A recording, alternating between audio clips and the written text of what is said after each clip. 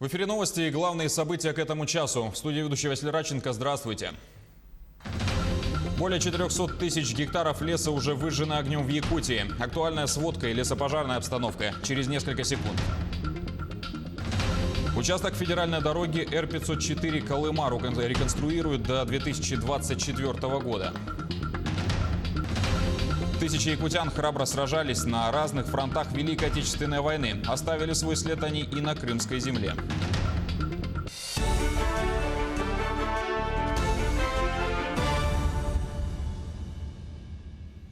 Четыре лесных пожара возникли в Якутии за минувшие сутки. По информации ГУ МЧС, всего на территории Якутии действует 39 природных пожаров на общей площади более 400 тысяч, из которых активного горения порядка 600 гектаров. Для недопущения угрозы населенным пунктам на территории региона в готовности находятся авиация МЧС России и аэромобильная группировка Главного управления в количестве 90 человек личного состава и 9 единиц техники.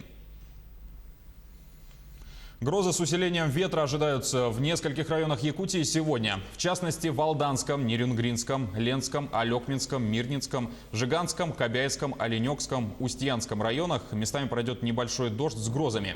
Возможно и усиление ветра в порывах до 15-17 метров в секунду. Инспекторы регионального Минэкологии провели проверку розлива нефтепродуктов в селе Аргахтак Среднеколымского района. Установлено, что объем топлива составил около 5 тонн. Вследствие инцидента ГСМ попал в реку Алазея. Расстояние от емкости до водоема составляет 14 метров. Визуально на реке имеется полоса, идущая по течению шириной около 1 метра, радужного цвета, и чувствуется характерный для нефтепродуктов запах. Возле емкости имеется след розлива площадью 90 квадратных метров. Произведен отбор проб воды с реки Алазея и почвы. Пробы природных сред переданы на экологическую экспертизу. Материалы дела переданы в прокуратуру Якутии и управление Росприроднадзора.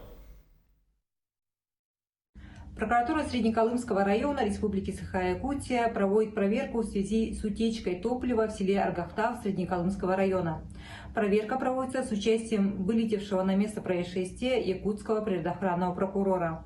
Установлено, что утечка топлива произошла из цистерны дизельной электростанции акционерного общества «Саха-Энерго» в результате ненадлежащего принятия мер, направленных на соблюдение законодательства об охране окружающей среды и промышленной безопасности.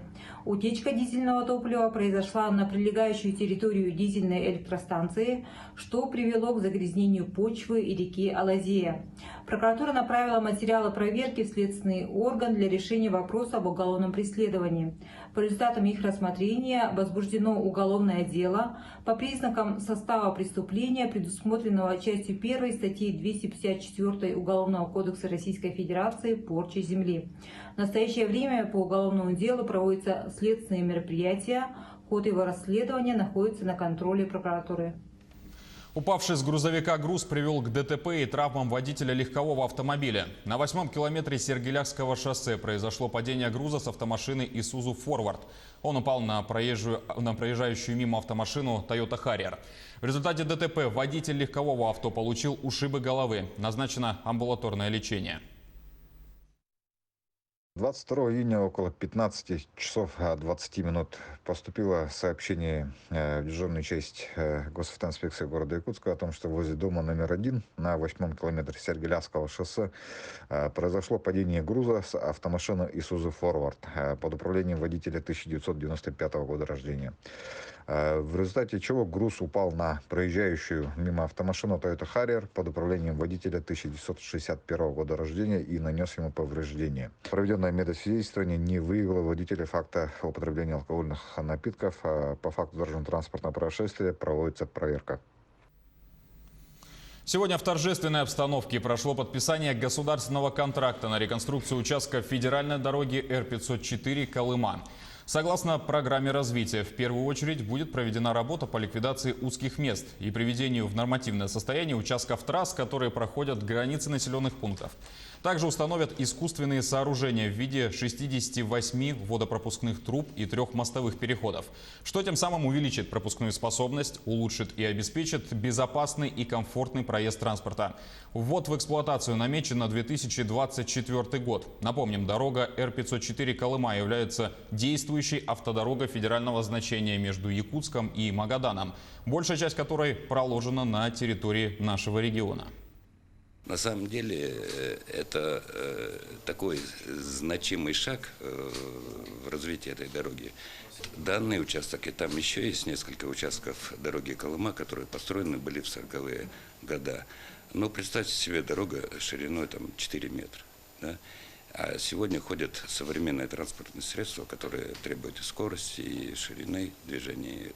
И вот этими работами мы сегодня начинаем приведение дороги в современное нормативное транспортное состояние.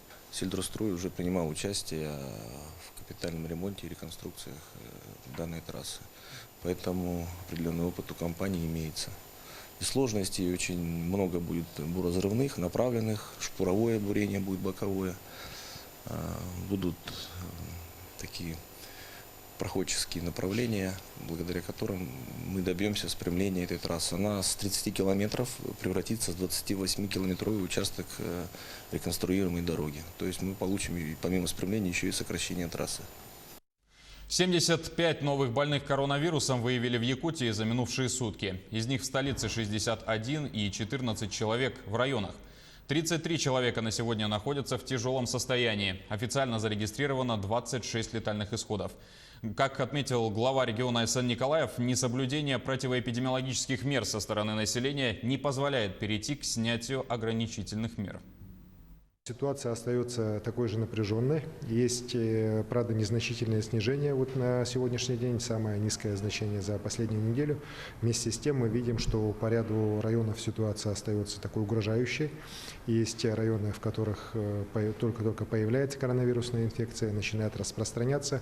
И по городу Якутску, конечно же, пока все-таки в первую очередь, на мой взгляд, несоблюдение ограничительных мер со стороны населения, так оно не позволяет окончательно переломить ситуацию. Все-таки ниже 60 человек, заболевших в сутки, мы никак не можем спуститься.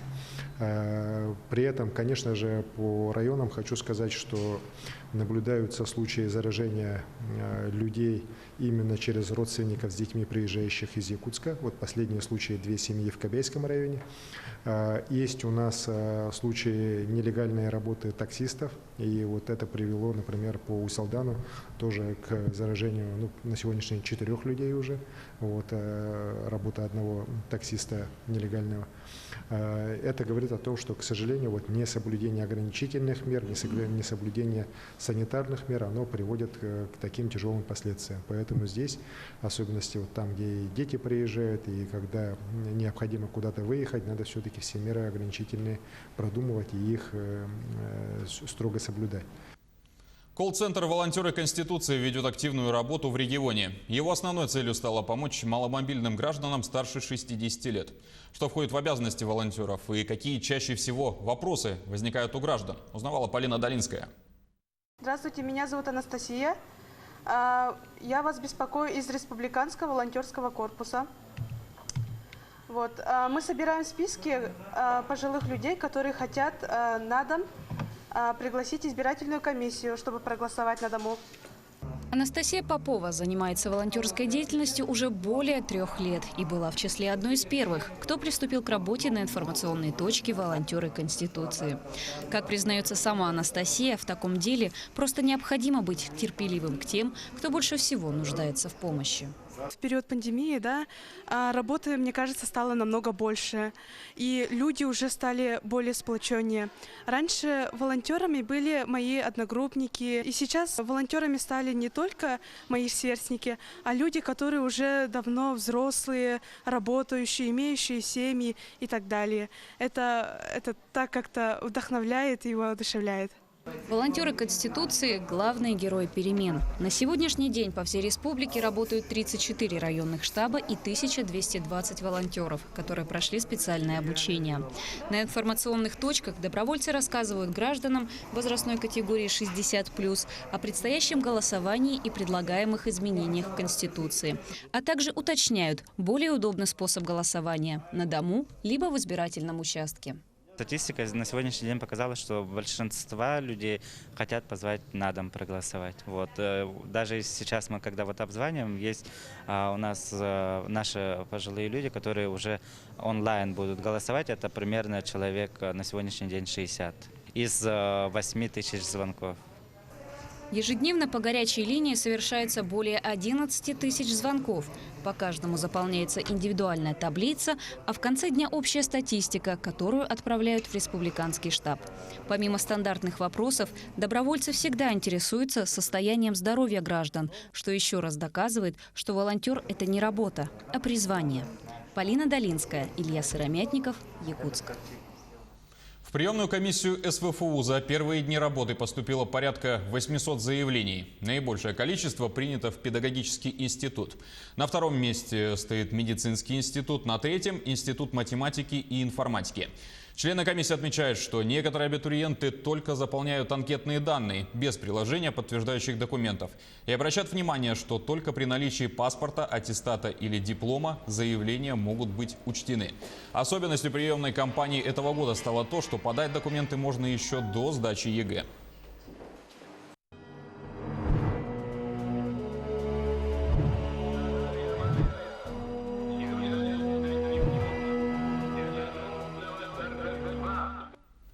В годы Великой Отечественной войны тысячи якутян храбро сражались на разных фронтах. Оставили свой след они и на Крымской земле.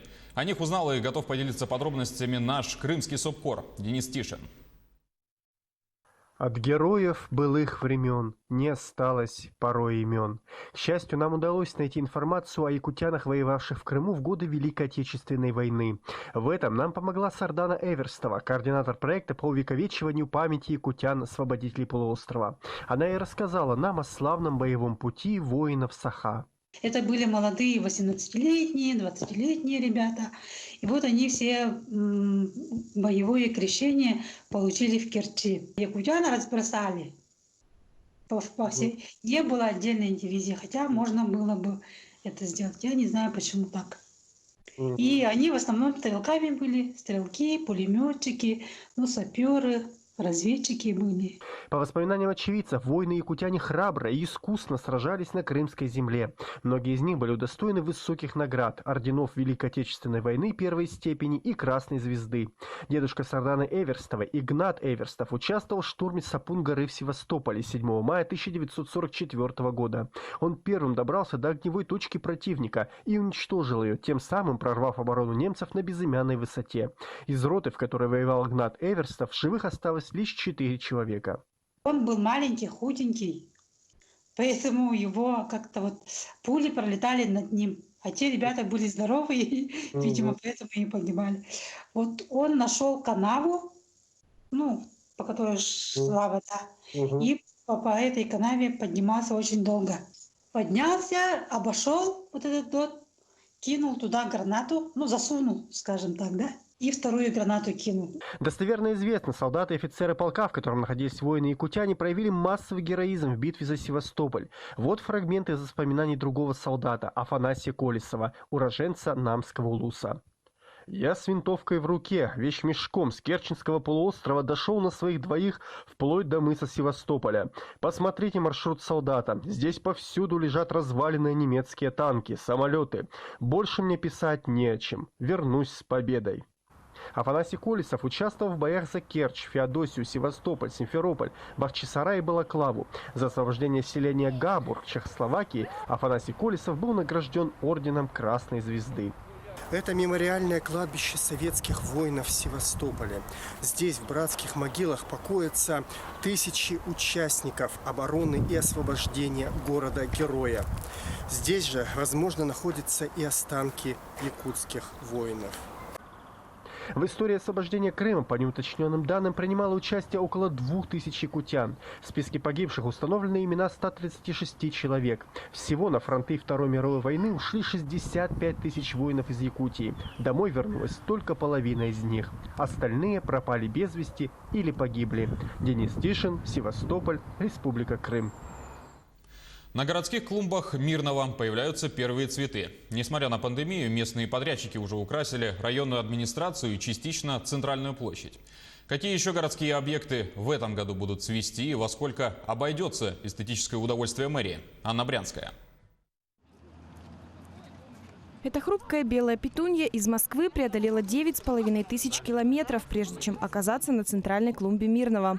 В душной коробке провела 6 часов, и вот она снова в земле, дышит свежим воздухом.